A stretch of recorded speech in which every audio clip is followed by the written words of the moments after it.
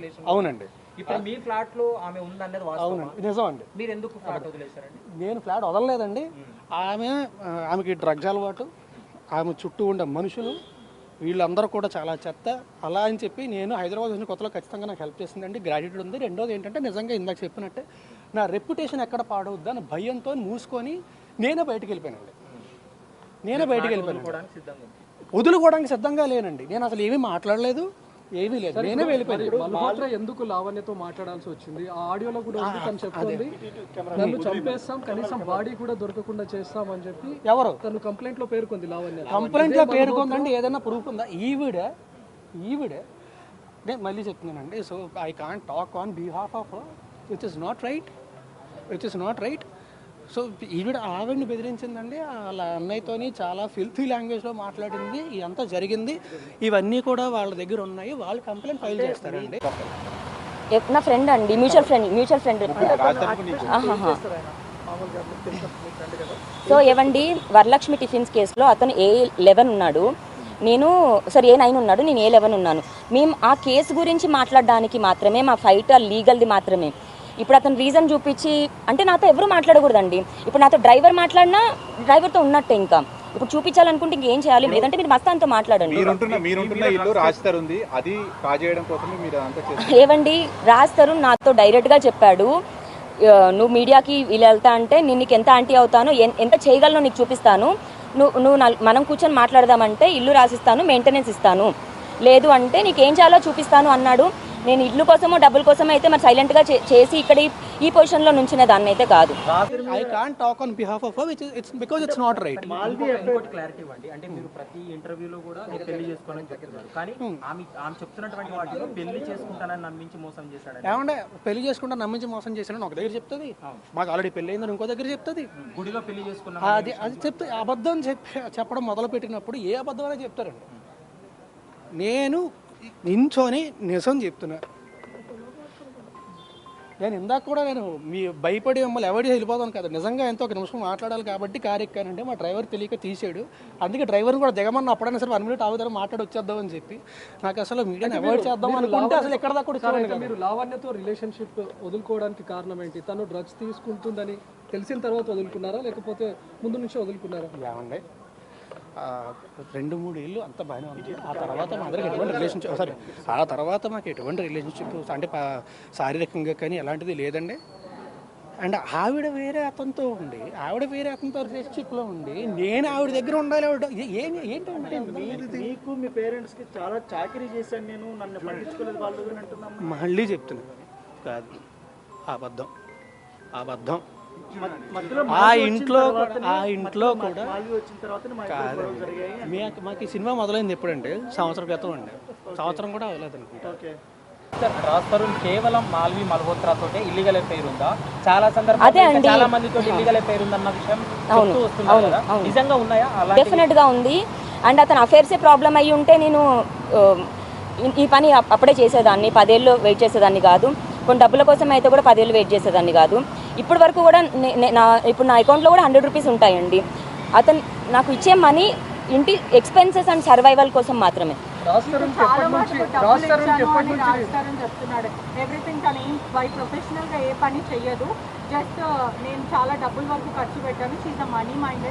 ఇప్పుడు అమ్మాయి అబ్బాయి బయటికి వెళ్ళి పని చేస్తే అమ్మాయి ఇంట్లో నేను చేయాల్సిన దానికంటే ఎక్కువ గొడ్డు చాకరీ చేశాను.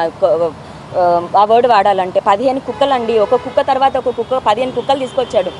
అతన్ని నేను ఎంత యాక్సెప్ట్ చేశానంటే అతను ఏం చేసినా సరే యాక్సెప్ట్ చేసి అంత చేశాను.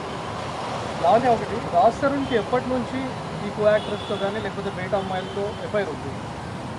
సో టు బి హానెస్ట్ అంటే నాకు ఇంత జరిగాక నా లైఫ్ రోడ్డుని పడ్డాక నేను ఏది దాచుకోదలుచుకోలేదు. లవర్ సినిమా నుంచి స్టార్ట్ అయిందండి, 2017-18 అనుకుంటా. ఇంకా అప్పుడే మాకు గొడవలు. అంటే ముందు నుంచే మీరు పెళ్లి చేసుకుందామని రిలేషన్ స్టార్ట్ చేశారు, లేకపోతే ఫ్రెండ్షిప్గా ఉండి అలా ఒకరికొకరు ఇష్టపడి పెళ్లి చేసుకుందామని అనుకున్నారు? లేదండి, రిలేషన్షిప్ అనేది ఉండేదండి, అప్పట్లో ఉండేదండి, 2-3 years అండి. ఆ తర్వాత లేదండి. బట్ నాకు పెళ్ళి అనే ఉద్దేశం ఎప్పుడూ లేదండి.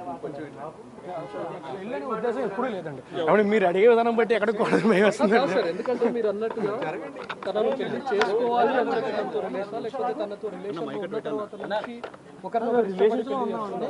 కాదండి, అంటే మనసులో ఎక్కడో ఉండేదండి, ఖచ్చితంగా ఉండేదండి. అంటే మేబీ అయితే బాగుంటుంది, మంచిది, డెఫినెట్గా బాగుంటుంది, అయితే బాగుంటుందని ఖచ్చితంగా ఉండేదండి, అందులో డౌట్ లేదండి, అది ఖచ్చితంగా ఉండేది. బట్ నేను ఎప్పుడు మాట ఇవ్వడం కానీ ఇప్పుడు పెళ్లి చేసుకొని ఎప్పుడు జరగలేదండి. అసలు నేను ఎప్పుడు మాట ఇవ్వడం కానీ ఎప్పుడు జరగలేదు. నేను ఇప్పుడు రిలేషన్లో ఉన్నప్పుడు సార్ మీతో రిలేషన్లో ఉన్నప్పుడు డ్రగ్స్ అలవాటా సార్ ఆమెకు? మీతో రిలేషన్లో ఉన్నప్పుడు ఎప్పుడైనా మీకు 2-3 ఏళ్ళ తర్వాత స్టార్ట్ అయింది. అంటే ఆమె మీకు కూడా తీసుకొని వచ్చానని చెప్పింది, ఒకసారి చెప్పింది. ఏమంటే నేను నా జీవితంలోని నేను ఈ రోజు దాకా ఎప్పుడు డ్రగ్స్ ముట్టుకోను. ఇది పచ్చి నిజం. కావాలంటే నా హెయిర్ ఇస్తా, నా బ్లడ్ ఇస్తా, అన్నీ ఇస్తా. ఇది కూడా మీరు అనుకోవచ్చు మేబీ నెల రోజుల తర్వాత ఇది అదే. నేను జీవితంలో ఎప్పుడు ముట్టుకోలేదు, ముట్టుకొని కూడా. ఇప్పుడు లావణ్యను బలవంతంగా డ్రగ్స్ కేసులో ఇరికించారు తప్ప నాకు డ్రగ్స్ తో సంబంధం లేదు. 45 రోజులు ఏమండి జైల్లో. ఒకటి చెప్తాను, ఇప్పుడు నేను ఆవిడ డ్రగ్స్ కేసులో ఇరికించేంత సీన్ నాకుంటే, నాకు ఈ పరిస్థితి రాదు కదా. ఈరోజు ఈ పరిస్థితి రాదు కదా. దీని నుంచి కూడా ఎవడో అవాయిడెడ్ ఎట్లా. అంటే ఇప్పుడు మీరు రిలేషన్షిప్లో లేదు. ఏమండి, మేము కలిసి సినిమా చేసాం, అతి త్వరలో సినిమా రిలీజ్. మరి ఆమె ఎందుకు ఈవిడ ఆమెతోనే కాదండి, నాతో పనిచేసిన డైరెక్టర్స్, నా ఫ్రెండ్స్ అందరికీ ఆమె ఫోన్లు చేసిందండి, అందరికీ ఫోన్ చేసి బెదిరించింది. అండ్ మళ్ళీ ఇందాక చెప్పినట్టే I can't talk on behalf of her. వాళ్ళు కంప్లైంట్ ఫైల్ చేస్తారండి, నా సైడ్ నుంచి నేను ఫైల్ చేస్తాను. కంప్లైంట్ ఫైల్ చేసిన తర్వాత డీటెయిల్డ్గా మళ్ళీ నేనే ప్రెస్ మీట్ పెట్టి ఏం కంప్లైంట్ ఫైల్ చేశాను నేను ఇప్పుడు ఏం చెప్పనండి. కంప్లైంట్ ఫైల్ చేసిన తర్వాత మాట్లాడతాను. సార్ ఇప్పుడు లావణ్య ఎన్నో ఫోటోలు మీడియాకి రిలీజ్ చేసింది, దానిపైన మీరు ఏం చెప్తారా? అంటే అందులో మీ ఫ్యామిలీ మెంబర్స్ ఉన్నారు. అదే అండి, మీరు పెళ్లి చేసుకున్నాం అని చెప్పింది అంటున్నారు. ఇందాక మీరేం అడిగారు? పెళ్లి చేసుకుంటానని మాట ఇచ్చాడు అని చెప్పింది అని చెప్తున్నారు. ఓకే అని చెప్తున్నారు. 7 ఏళ్ల ముందే ఒక రిలేషన్ మీరు అవును, ఒక భార్యగా మీరు అప్పుడే ఖండించాలి. ఏవండి, ఖండించడమే అదే. నేను అతన్ని ప్రేమించి తప్పు చేశాను కదా. తప్పుడు పనులు చేస్తున్నా కూడా ఒక ఎఫ్ఐఆర్ తర్వాత ఇంకొక ఎఫ్ఐఆర్, ఇంకొక హీరోయిన్ అలా కంటిన్యూస్ ఎఫ్ఐఆర్స్ ఉన్నా కూడా మీరు ఎందుకు రాస్తారని భరిస్తూ వచ్చారు? నేను మిస్టేక్ చేశానండి, నేను నా ఓన్ చాయిస్ తీసుకొని మిస్టేక్ చేశాను. మా పేరెంట్స్కి ఇష్టం లేదు. సరే ఈరోజు అతను హీరో అయ్యి డబ్బులు ఉండొచ్చు, మిస్టేక్ చేశాను, ఇంకా వెళ్ళకూడదు అన్న దాంట్లోనే ఉన్నాను. ఎవరెవరితో అఫైర్ ఉంది? స్క్రీన్ షాట్స్ పంపించారు. ఏదైతే మే 11th నుంచి 10th నుంచి 12th వరకు వాళ్ళిద్దరు ఒకటే హోటల్లో ఉన్నారు. దానికి మాల్వి మనతో ఒక కమెంట్ చేసింది, నేను అప్పుడు చెన్నైలో ఉన్నాను అని, మీరు షూటింగ్ చేస్తున్నాను అని. మరి చెన్నై పార్క్ స్క్రీన్ షాట్స్ మీరు మీడియాలో రిలీజ్ చేశారు. దానికి మీకు ఇంకేమైనా ఆధారాలు ఉన్నాయా మీ దగ్గర? అలా ఒక్క రోజువి కాదండి, 1 year నుంచి ఉన్నాయి నా దగ్గర. అవన్నీ ఫేక్ అని అంటుంది. ఒక్కసారి మీరు ఒక కాల్ చేసి అడగొచ్చు కదా ప్లీజ్. అంటే ఎవరికి? హోటల్ కి చేయండి ప్లీజ్, ఇక్కడ నుంచి ఒక కాల్ చేయండి. చాలా మంది హీరోయిన్లతో అతనికి అఫైర్ ఉంది అంటున్నారు. ఎవరెవరితో మీరు చూసారు? ఎవరెవరు అది ఏం చెప్పారు? నాకు కన్ఫర్మేషన్ ఉండి చెప్పిన పేర్లు అండి, కానీ మరి మళ్ళీ ఇప్పుడు ఇందులో వాళ్ళ పేర్లు చెప్పానని మళ్ళీ వాళ్ళు ఇంకో కేసు వేస్తారో మరి ఏమో నాకు తెలియదు. మీకు తెలిసిన మీరు చెప్పండి, ఎస్ ఆర్ నో నేను చెప్తాను. లావణ్య గారు, మాల్వి మల్హోత్రాకి మీరు ఎట్లయితే వార్నింగ్ ఇచ్చారో అదే విధంగా గతంలో ఎవరికైనా ఇల్లీగల్ ఎఫైర్ ఉన్న సమయంలో వాళ్ళకి మీరు ఇలాగే కాల్ చేసి అంటే చాలా మందికి నేను ఉన్నానని తెలియదు కదండి. ఇప్పుడు నేను ఉన్నానని తెలిస్తే అంటే సాటి ఆడదైతే తెలిసైతే రాకూడదు కదా. ఒకవేళ నేను లేనని తెలిసి వస్తారేమో అన్న దగ్గర, లేదా ఇంటెన్స్ అవుతుంది అన్న దగ్గర నేను ఖచ్చితంగా చేసి చెప్పేదాన్నండి. లవర్ ఇది అని చెప్పానండి. అండ్ ఆ అమ్మాయికి నేను చెప్పాను వద్దు అని. She stop. ఒక 6 months 1 year మాట్లాడుకున్నట్టున్నారు. And then she stop. దాని తర్వాత ఇద్దరు లోకం ఒకటే సినిమా అమ్మాయితో. అండ్ అదే పేర్లు గుర్తు రావట్లేదు నాకు. వాళ్ళందరూ స్టాప్ అయ్యారు. And she is the only one నాకు రిటర్న్ ఛాలెంజ్ చేసి జైలుకి పంపిస్తాను అని అనింది. దూరం చేస్తాను అనింది, ఆ 2 జరిగాయి, చంపుతాను అని కూడా అనింది. నాకు మూడోది అదే, నాకు భయం వేసే వస్తున్నానండి, నాకు నిజంగా హెల్ప్ లేదు. అసలు రాజ్ క్యారెక్టరే కేవలం తనతో నటించే సినిమాల్లో ఉండే హీరోయిన్స్తో మాత్రమే ఎఫ్ఐఆర్ కంటిన్యూ చేస్తాడు. అండ్ ఇప్పుడు మొన్న మే 11న మరి లేరు అని చెప్పారు. Last month Raj Tarun and Malvi ఎక్కడ అది? Chennai hotel green park.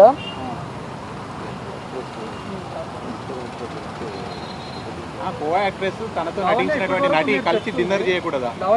ఏవండి కరెక్టే, ఇప్పుడు వాళ్ళ సినిమా అయిపోయిందండి, 1 year అవుతుంది సినిమా అయిపోయి. ఇప్పుడు ప్రమోషన్స్ అన్నది ఇప్పుడు స్టార్ట్ అయింది. 1 year నుంచి కో యాక్టర్స్తో డిన్నర్ చేయకూడదా అంటే మరి అదే మాల్విని చెప్పమనండి మేము. సో తను రకరకాలు చెప్తున్నప్పుడు నేనేం చేయగలను? అంటే ఇప్పుడు సంబంధం లేనప్పుడు మీ ఫ్లాట్ లో తనని ఇన్ని సంవత్సరాల పాటు ఏమండి రెప్యుటేషన్ ఎక్కడ పాడవుతుంది, ఎందుకు రచ్చలు, ఎందుకు మనకి ప్రశాంతంగా ఉందాం అని మాత్రం భయపడి లేదండి. ఆమె మీరు గుళ్ళో పెళ్లి చేసుకున్నారని చెప్తుంది. ఏమండి అదే అంటున్నా, మీతోని మేము పెళ్లి చేసుకున్నాం అని చెప్పింది, ఈయనతోని పెళ్లి చేసుకుంటానని చెప్పి మోసం చేశాను అని చెప్తుంది. ఏది నిజం అండి? అంటే మీరు కలిసి గణపతి పూజ కూడా చేసేవాళ్ళు. ఏమండి కలిసి ఒక ఇంట్లో ఉన్నప్పుడు నేను ప్రతి సంవత్సరం కూడా నాకు అంటే గుళ్ళకి వెళ్ళి పూజలు చేసి అయిన అలవాటు, ప్రతి సంవత్సరం కూడా వినాయక చవితి రోజు ఖచ్చితంగా పూజ చేయడం అనేది నాకు అలవాటు. అంటే ఒక్క రోజు మాత్రం ఖచ్చితంగా చేస్తాను. గణపతి పూజ చేస్తారంటే పెళ్లి చేసుకుంటే చేస్తారు కదా? కాదండి, మీకు గణపతి పూజ పెళ్లి చేస్తారు. గణపతి పూజ చేయడానికి పెళ్లికి సంబంధం ఏంటంటే ఏమంటే ఇద్దరం కలిసి ఒకే ఇంట్లో ఉండేవాళ్ళం అండి. ఒకే ఇంట్లో ఉన్నప్పుడు నువ్వు బయటకు వెళ్ళి కూర్చొని ఒకరిని పూజ చేస్తాను అనలేం కదా. ఎందుకు సార్, ఎందుకు ఇద్దరు ఒకే ఇంట్లో ఉండాల్సి వచ్చింది? ఏమంటే వివరణ live in relationship back then చెప్పా కదా అప్పట్లోని. అప్పుడు పరిచయం చేయించారు. అప్పుడు తెలుసు మా పేరెంట్స్ కూడా పరిచయం. ఓకే, మా పేరెంట్స్ కూడా పరిచయం. ఈ లావణ్య తమ్ముడు మీతో డబ్బులు తీసుకోవడము, డబ్బులు అడగడం మీద మీకు నేను కంప్లైంట్ ఇస్తానండి, మొత్తం స్టేట్మెంట్ అనేది కంప్లైంట్లు అన్ని ఇస్తాను. ఇచ్చిన తర్వాత మొత్తం ప్రొడ్యూస్ రేజ్ చేసినప్పుడు ఏమైనా సెటిల్మెంట్ కి ఏమైనా పిలిచారా మీరు? లావణ్యకి సెటిల్మెంట్ చేస్తామని చెప్పి ఏం సెటిల్మెంట్ అండి? ఈ విషయం ఒకసారి పోలీస్ స్టేషన్కి వెళ్తా అన్నప్పుడు ఆమె చెప్పినప్పుడు ఆమె నాతో చెప్పలేదండి. నేను సెటిల్మెంట్కి నేను ఎప్పుడు మాట్లాడలేదండి, ఆమె కూడా నాతో మాట్లాడలేదండి. మాల్వి కూడా అలాగే ఈమె ఆవిడకి ఫోన్ చేసిందండి, ఆమె ఈవిడ కాదు. అది మళ్ళీ అదే సారీ అది కూడా మళ్ళీ చెప్తున్నా, అది ఆమె కంప్లైంట్ ఫైల్ చేస్తుంది. It's not right for me to talk on behalf of. 11 ఏళ్ల రిలేషన్ లో ఏనాడు రాజ్ తరుణ్ని ఇబ్బంది పెట్టని లావణ్య ఈ రోజే ఎందుకు కంప్లైంట్ చేయడానికి వచ్చింది? ఈ రోజు ఏనాడు ఇబ్బంది పెట్టలేదు. సరే, ఏనాడు ఫిర్యాదు చేయని లావణ్య 11 ఏళ్ల తర్వాత ఈ రోజు ఎందుకు పోలీసులను ఆశ్రయించాల్సి వచ్చింది? రాజ్ తరుణ్ గురించి ఎన్నో విషయాలు ఎందుకు బయట పెట్టాల్సి వచ్చింది? ఎందుకంటే అండి నాకు తెలిసి నేను వీని కన్సల్టింగ్ లీగలీ బికాజ్ నా చుట్టుపక్కల ఉన్న వాళ్ళందరినీ ఆమె ఫోన్ చేసి ఇబ్బంది పెడుతుందని చెప్పి నేను లీగల్గా కన్సల్ట్ చేస్తున్నానండి. కన్సల్ట్ చేస్తున్న విషయం తనకు తెలిసి ఉంటుంది, నాకంటే ముందే తను స్టెప్ తీసుకుందామని చెప్పి తనకి వెళ్ళారనేటువంటి ఆరోపణ చేస్తుంది. ఏవండి ఇప్పుడు స్టార్ట్ అయితేనే ఇవన్నీ జరిగాయని తన వర్షన్. ఆమె ఏదన్నా చెప్తుంది. సార్ చివరిగా మీరు ఎప్పుడు కలిసారు సార్ లావణ్య? రాజ్ తరుణ్ ఏళ్ళ ఏళ్ళు కాదండి, మంత్స్ అయిందండి. అప్పటి